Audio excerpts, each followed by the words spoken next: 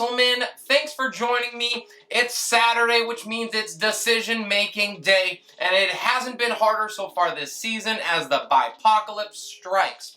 Tons of players on bye, tons of great options are off of the table. So we are gonna go through the top 12 trending up and down players in this video. And then I'm gonna also go through all of my tiers for quarterback, wide receiver, running back, and tight end, so that we can make the best decisions together and dominate our opponents this weekend. If you have any questions, please drop those down below, or you can reach out to me on the Sleeper app as well. I'm available and would love to engage with you. If you are new or if you haven't quite got to it, please like and subscribe. I greatly appreciate the support. It helps me out a ton and enables me to do what I love so I can keep bringing you the content that you love. But without any further ado, let's get into this week's Start Sit.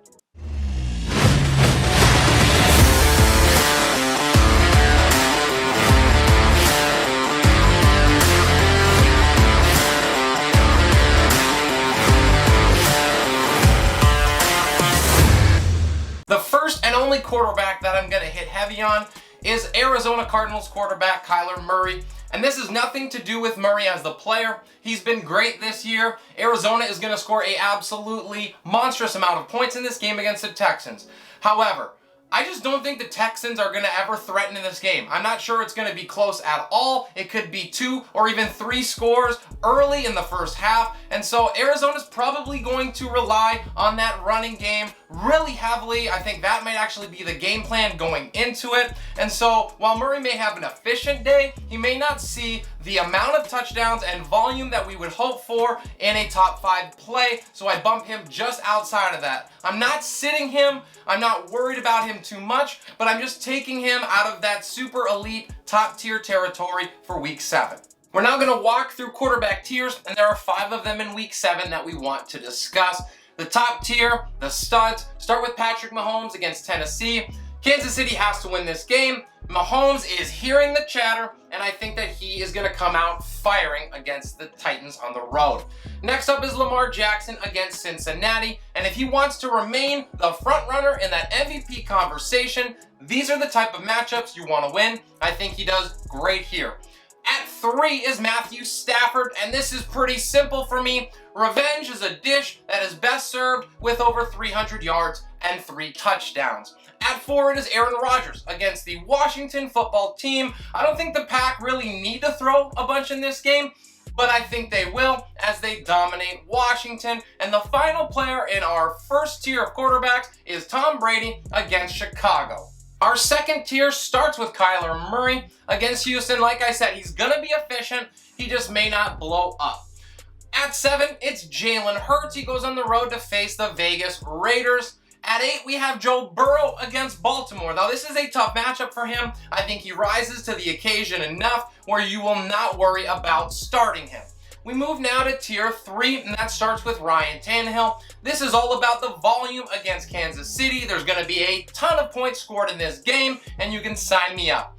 At 10, it is Matt Ryan. He gets Miami on the road, and he is my top streamer of the week. He was available early on in over 50% of leagues. If you're still needing quarterback help, he is a great option. Rounding out that tier is Derek Carr against Philadelphia at 11, and then Tua Tagovailoa against Atlanta. Since Miami is unable to run the ball pretty much at all, they're going to throw the ball a lot. At tier number 4, Carson Wentz starts it at number 13, just outside our QB1s for the week. He's jumped up a couple of spots since our initial rankings in our QB video. At 14, it is Sammy Darnold on the road against the New York Giants, and the bleeding has to stop somewhere. This is a good opportunity for him to do that.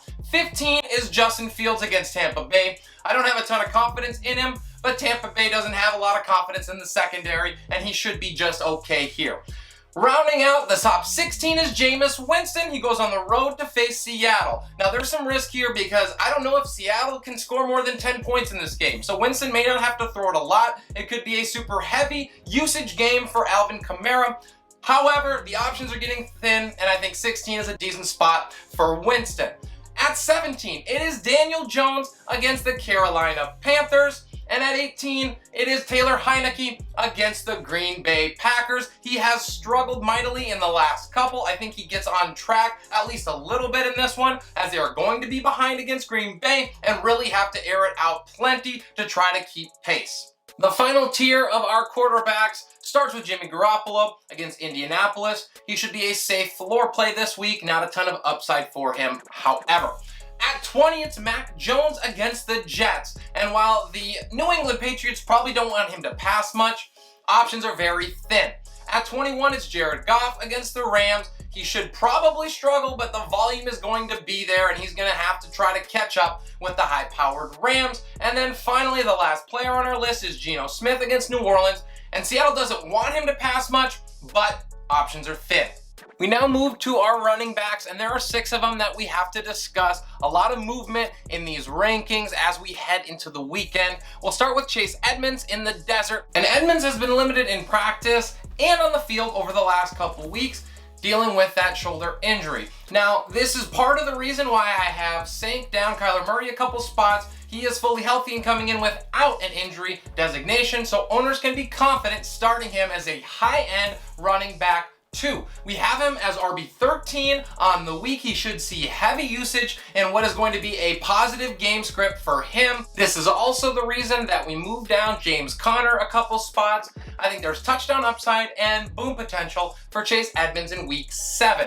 Next, we move to Damien Harris, and all systems are go after he comes in without an injury designation. There was a lot of concern early on. He was dealing with multiple injuries. Clearly, those are behind him. I would expect 100+ yards and a score against a highly undermanned New York Jets team. Harris skyrockets all the way up to RB11.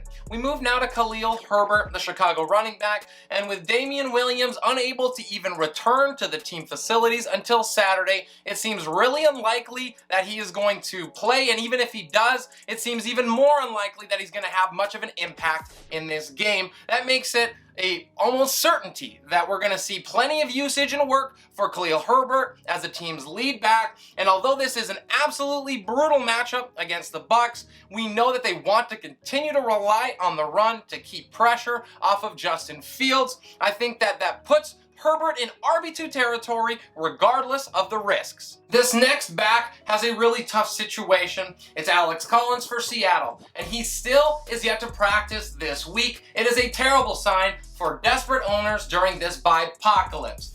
Behind him is a combination of Rashad Petty, DJ Dallas, and Travis Homer, and the worst part about this is that they play on Monday night, which means if you are going to try to hold out hope that Collins plays and he doesn't, your options are slim. For me, I am benching all the Hawks that I possibly can, and I'm planning on a different option to play this weekend. J.D. McKissick is next, and Antonio Gibson says he's fine and everything is great, but for me, he didn't exactly pass the eye test last week. I think it's likely that McKissick sees an increase in usage as they try to temper the load on Antonio Gibson, and we know that this Packers team gives up plenty of points to back, so there's upside there. The other thing I would say is the game script might certainly go in McKissick's favor as opposed to Gibson. We know that if they are behind, it is not Gibson but McKissick who is the receiving back on this team and is going to see that increased volume. I think he is now a top 20 play for us at the position, and you can easily slide him into a flex without worry. Devonta Freeman is the last running back we're going to look at before we break down our tiers. And now that Latavius Murray has been ruled out with that ankle injury, Freeman slides in as the starter. The issues are he is potentially going to be spelled by not only Le'Veon Bell, but also potentially Tyson Williams, who has been a healthy scratch in the last 2 weeks. If he sees a solid workload, there's going to be plenty of opportunity for him to produce. However, it's a big if. We don't know how these carries are going to be split. He could see 15+ touches, or he could see 8 and split with the rest of the backs. He is a risky flex for me, but his upside in his range is unmatched. As we head through our running back tiers, this is a great time to remind you, we do all of this on half-point PPR scoring, and if you're trying to decide on your flex position and you have a running back and a wide receiver in the same tier and you can't decide, I almost always lean towards the running back. Number 1 is Derrick Henry against Kansas City. We saw what he did against Buffalo. At 2, it is Alvin Kamara against Seattle. This could be a massive game for him. Third player on the list, all the way up in the top, is Daryl Henderson Jr. And my question is he an RB1 as long as he's healthy? It sure looks like it right now. Aaron Jones is 4th against Washington's football team. And rounding out the top 5, we have Jonathan Taylor on the road against the Niners. Can we please give this guy 20 touches? He's done it so far just once this season.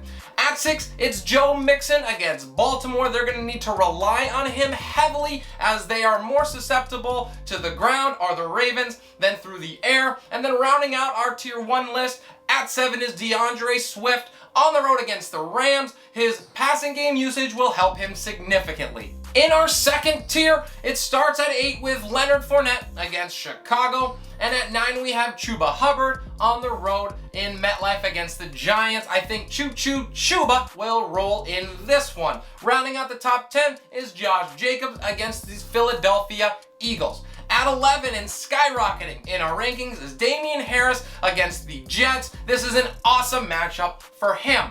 At 12, we have Cordarrelle Patterson on the road against Miami. And the question for me is, can he keep this otherworldly efficiency up? And at least in our rankings, we bet on it. At 13 is Chase Edmonds against Houston. And rounding out the list of our second tiers, at 14 is Daryl Williams against the Tennessee Titans. And at this point, he could be viable even when Clyde Edwards-Helaire returns. Our third tier starts with Elijah Mitchell against Indianapolis in a decent matchup. Down at 16 is Antonio Gibson against the Packers. Now there is risk here, but I think he is worth the gamble. We've seen his big play upside. At 17, Miles Sanders sees himself, and he plays the Las Vegas Raiders on the road. Next up, we have Devontae Booker in a tough matchup against the Panthers. Mike Davis against Miami on the road is next. He is underrated, underappreciated, but he continues to produce. At 20 is J.D. Mckissick. I think that his usage is up in this game, and he's going to do plenty with it. 21 and sliding a bit is James Conner. He gets the Houston Texans. And then at 22, it is Khalil Herbert moving up because of the news of Damien Williams on the road against Tampa Bay. Our fourth tier starts with Michael Carter on the road against New England. We are hoping that his workload continues to increase. Next is Myles Gaskin against Atlanta. I am just not brave enough to put him any higher, even with the awesome matchup against the Falcons. At 25, and the last player in this tier is Devonta Freeman against the Bengals. Moving on to tier number 5, there is a lot more risk as we get to this spot, but some of these guys have some decent potential. Starting is A.J. Dillon against the Washington football team. His workload should be steady, but not super significant. We then move to Jamal Williams on the road against the Rams. And then at 28, it's Ramondre Stevenson against the New York Jets, whose upside is shrinking just a little bit with this news of Harris being healthy. At 29, it is Kenyon Drake against the Philadelphia Eagles. Next is Mark Ingram on the road against Arizona. And then finally, we have Kenneth Gainwell of the Eagles against the Raiders as our last player on the list. As we move to our wide receivers, there is some shifting going on, especially in the top 10. We'll start with the Tampa Bay wide receivers, and that is Mike Evans and Chris Godwin. We know now that both Antonio Brown and Rob Gronkowski have been ruled out for this game. I think that Tampa is going to rely heavily on the pass against the Bears because the Bears' strength is up front. So that means a ton of volume. It means potentially 10 plus targets for both of these guys, and that brings boom potential. They now leapfrog both Calvin Ridley and Scary Terry and become our 7th and 8th ranked wide receivers on the week. Tyree Kill is next, and he's got the same story as last week with that quad injury limiting him in practice. Now, last week when that happened, he had 9 catches, 70 yards, and a touchdown. He's going to be completely fine here. Fire him up, although I think Mecole Hardman is a sneaky, high-end flex play with some decent potential. Move to Sterling Shepard, and the Giants wide receiver room is all sorts of messed up. At the front of it is Sterling, and he is a likely game-time decision with that hammy that kept him out 2 weeks, and now it's creeping back up yet again. If he plays and he can fight through the entire game, I think it's almost a guarantee that he gets over 10 targets. However, he's going to fall just a bit because there's always risk of re-aggravating it, and that injury can certainly hold him out. For now, he is a low-end wide receiver 2 for us, falling to 21. Another player that I am fading is DK Metcalf going against the Saints. Now, Metcalf sat out of practice on Friday with that same foot injury that bothered him last week. I don't anticipate it is going to keep him out nor bother him too much. What does bother me is that he's going to be shadowed by Marshawn Lattimore, who absolutely shut down Davante Adams in week 1, holding him to just 56 yards. And he doesn't have Aaron Rodgers at quarterback. So with Geno Smith back there, we are fading Metcalf all the way down to wide receiver 19, and that might not be low enough. There is risk here in bunches. Yet another player that we are fading is DJ Moore against the Giants. He drops behind both of the Tampa Bay studs and outside of our top 10, as he is going to be shadow covered by stud corner James Bradbury in a revenge game. Now, don't get me wrong, Moore is going to see a ton of targets, so you certainly cannot bench him. However, I think we definitely have to temper expectations. The final player before we get into our wide receiver tiers is Michael Pittman Jr. for Indianapolis, and it is becoming more likely now that T.Y. Hilton sits out. So that means that Pittman's upside returns and he moves back into our top 20. Expect targets aplenty in a decent matchup against the 49ers. Our first tier of wide receivers starts with Davante Adams. He only saw 5 targets last week, so I expect double-digit targets against a helpless Washington football team D. At 2, it's Tyree Kill on the road against the Titans. And at 3, and rounding that out, is Cooper Kupp against Detroit. The final player in our tier 1 list is Jamar Chase on the road against Baltimore. This guy is a flat-out stud. As we move to our second tier, it starts with Nuke Hopkins against Houston. The volume isn't there, the efficiency will be. Next at 6 is Deebo Samuel against the Colts. Welcome back, my man. Let's keep those good times rolling. Back to back at 7 and 8 are the matchup with the Bears in Mike Evans at 7 and then Chris Godwin. At 9, we have A.J. Brown against the Kansas City Chiefs. And rounding out the top 10 is Scary Terry McLaurin on the road in Lambeau. The final player in our tier 2 is Calvin Ridley on the road against Miami. Welcome back. Let's get the good times rolling. I'm asking for a friend. In our third tier, starts with DJ Moore against the Giants, and I know the drop is harsh, but it is warranted. I swear. Next up is Robert Woods, and Bobby Trees gets the Detroit Lions. At 14, it's Brandon Cooks on the road against Arizona. Let Brandon Cooks. That is all. Next at 15, we have Devonta Smith on the road against Vegas. And at 16, it is Marquis Brown against the Cincinnati Bengals. Jalen Waddle is the last player in tier 3. He gets Atlanta. This is an aggressive ranking, but Tua needs him. E. Higgins is the top of our tier 4 list, and this is an aggressive ranking, but Joe Burrow doesn't need him. He's got Jamar Chase. Next up is DK Metcalf, falling all the way down to 19 against the Saints. At 20 is Michael Pittman Jr. on the road against the Niners. At 21, we have Sterling Shepard. He plays Carolina. And at 22, it is Tyler Lockett against New Orleans. Please, oh God, make the roller coaster fun again. At 23, and the last player in this tier is Jacoby Myers and his safe floor against the Jets. Our fifth and final tier is fairly heavy because there's just so many question marks and risk going on here. We start with Darnell Mooney against Tampa Bay on the road. Then we have Allen Robinson in that same game. Next up at 26 is Mecole Hardman against Tennessee, and I can almost taste the breakout. Or am I dreaming again? At 27, we have Corey Davis on the road against New England. And at 28, it is Christian Kirk against the Texans. He is this week's best Arizona lottery ticket. At 29, we have Henry Ruggs III against Philadelphia. And in that same game, his teammate Hunter Renfrow is next at 30. Marquez Callaway sees Seattle on the road this week, and this is the last call for a wide receiver 1 to show up in New Orleans before Michael Thomas comes back. And rounding out our rankings at wide receiver is Rondale Moore against Houston. Before we cover tight ends, please remember to ask any questions down below or hit me up on the Sleeper app so that we can build the best roster together. At our tight ends, we start at number 1 in Travis Kelce against Tennessee. He is in a tier all of his own. Moving to tier 2, it is Darren Waller against Philadelphia, and there's another big game coming, right? At 3, it's Mark Andrews. He finishes the tier and he gets Cincinnati.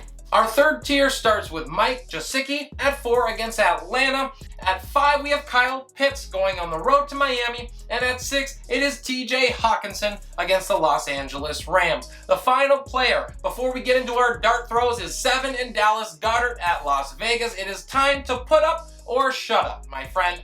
Our final tier starts with Ricky Seals-Jones, who had a great week last week with that 40-yard score. He plays Green Bay. At 9, we have Tyler Higbee against Detroit, and rounding out the top 10 is Zach Ertz against Houston, who absolutely loves his new digs in Arizona. At 11, we have Hunter Henry. He plays the New York Jets. And 12, and our final tight end 1 of the week now, is Cole Kmet on the road against Tampa in a great matchup. At 13, it is Mo Alley-Cox against the 49ers. And the final player on our list is Robert Tanyan against the Washington football team. One game with more than 3 catches, please. That's all we want, Robert. That's all we want. That's all I got for you guys. Thank you so much for joining me. I hope you crush your matchups this weekend. If you're new or haven't done it yet, please like and subscribe. It allows me to do what I love so I can keep bringing you guys the content that you love. This is Relentless Press.